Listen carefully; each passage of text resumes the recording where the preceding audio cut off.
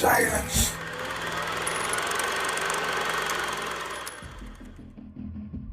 Hello there, Hive Scum, it's me, Dr. Drybrush. Look at my shiny new and universe face. Ooh, thanks ChatGPT. Anyway, this video is to do with what Preacher was mentioning with your gangers disappearing into the night, sort of siren called away from where they were. So this is part of the ongoing SUMP-TEMBER collaboration between Commander Cheapskate, my good man, and myself, where we are running effectively a community event, narrative driven, optional rules kind of thing, where you can play your own scenarios and your own campaigns, doing whatever you want, but the main thrust of it will be us telling the story of a campaign set in the Sump.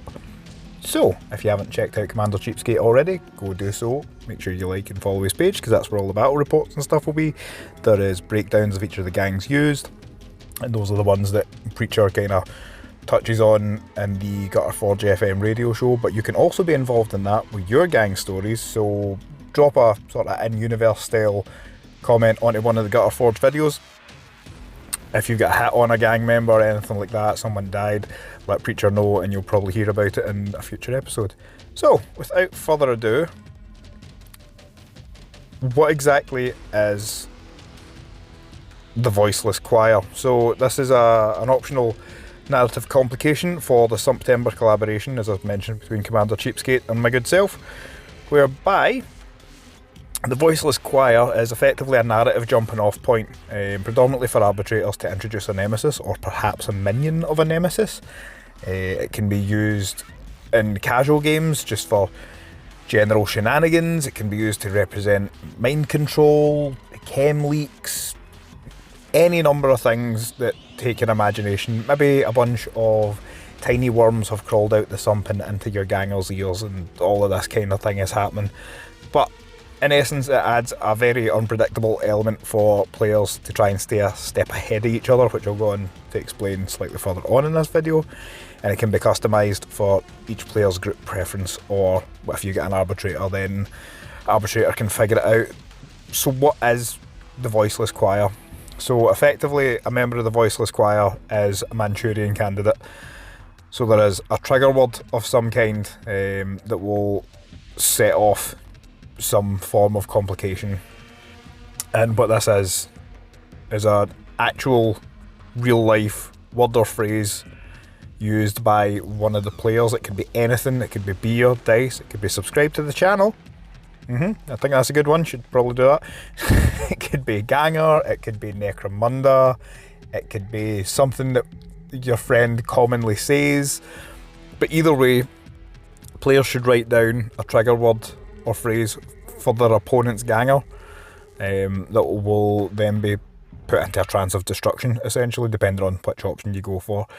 So, say it's me playing Commander Cheapskate, I would write down a word or phrase that I would hope that Commander Cheapskate would use, and then I would fold that piece of paper over and set it aside, or put it in an envelope, or give it to the arbitrator, something like that. So as long as it's kept honest and safe, it's the best way to do it, because if you're going to be gamey, then yes, you can do that in NECROMUNDA, but why are you that guy?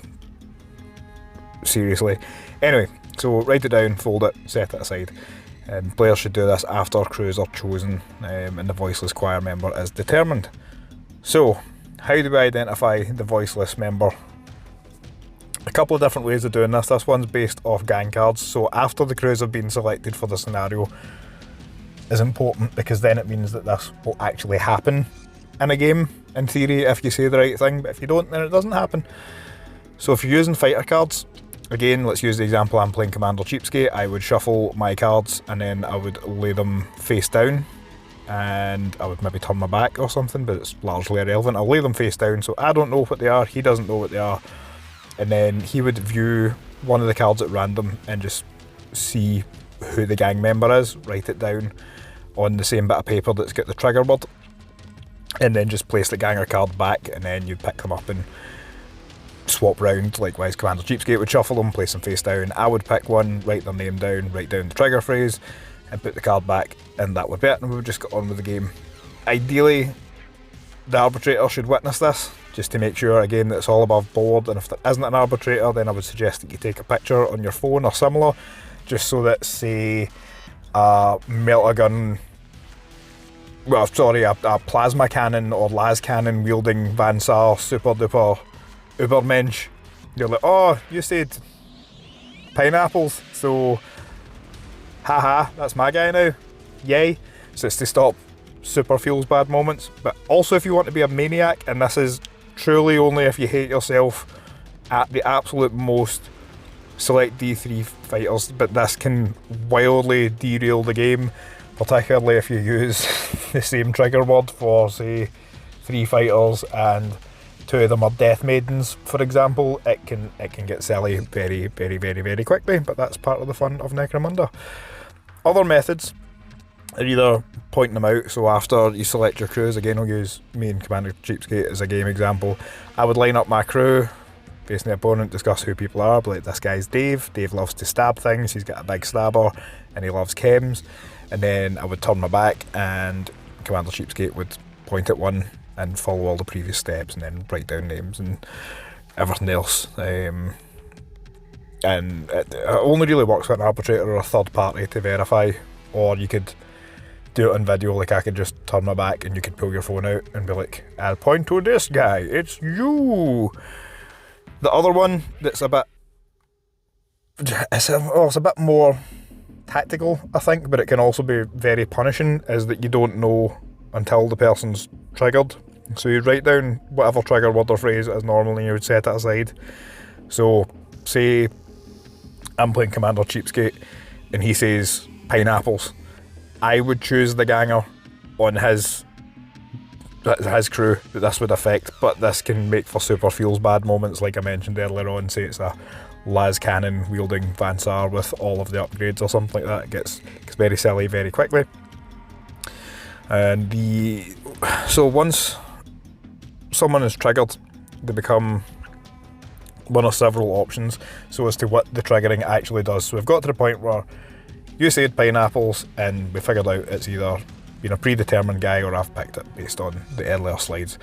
So that fighter is now, for all intents and purposes, with option 1 being a puppet of the Voiceless, that fighter would now, for all intents and purposes, excluding tactic cards, become part of the other player's crew, can act normally with whatever weapons and war gear they have. So again, say acid rubber baby buggy bumpers and Commander Cheapskate had that wrote down, he could take my Goliath Stimmer and use it as a part of his example Van Saar crew.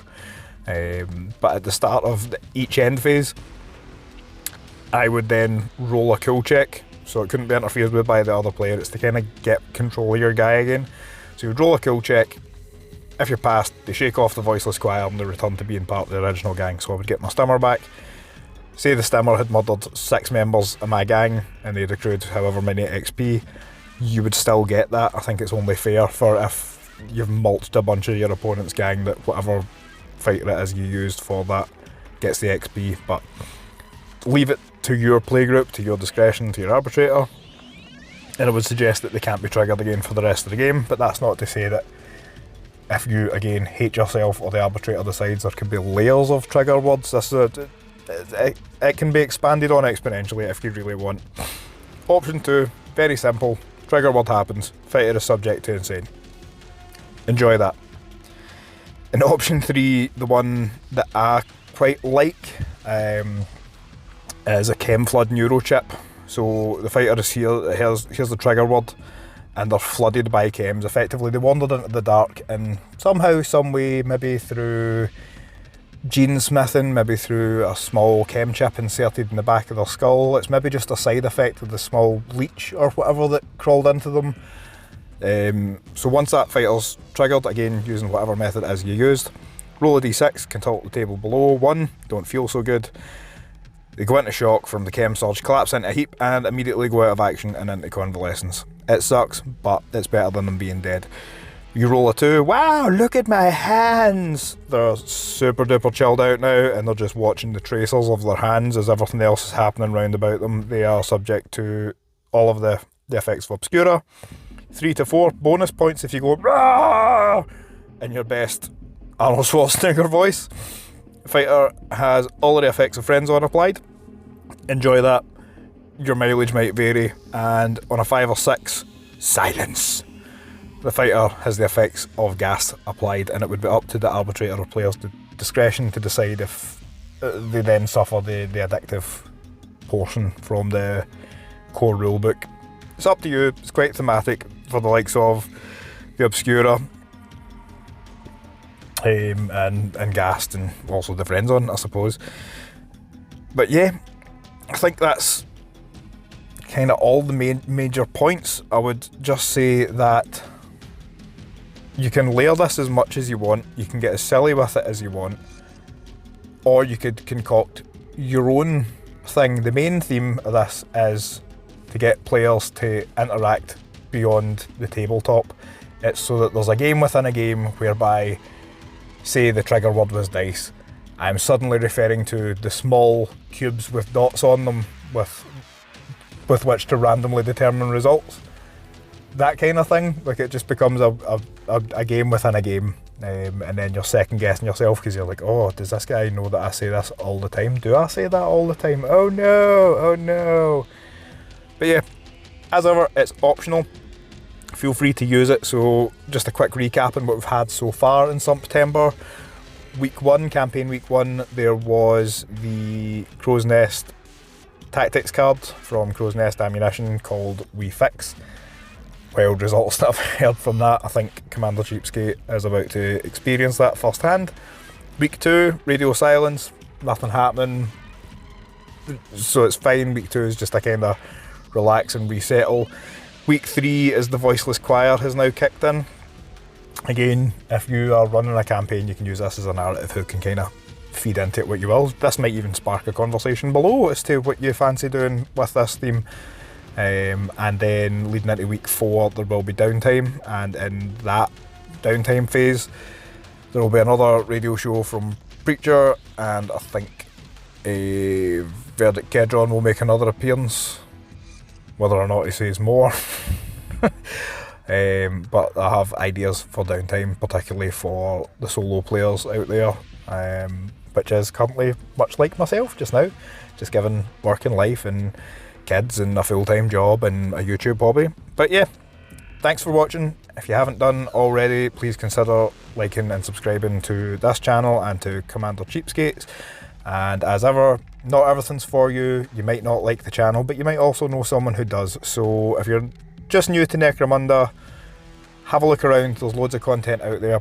If you're an old Necromunda head, hopefully this kind of re-excites you with something fun to do. Anyway, I will see you in the next one.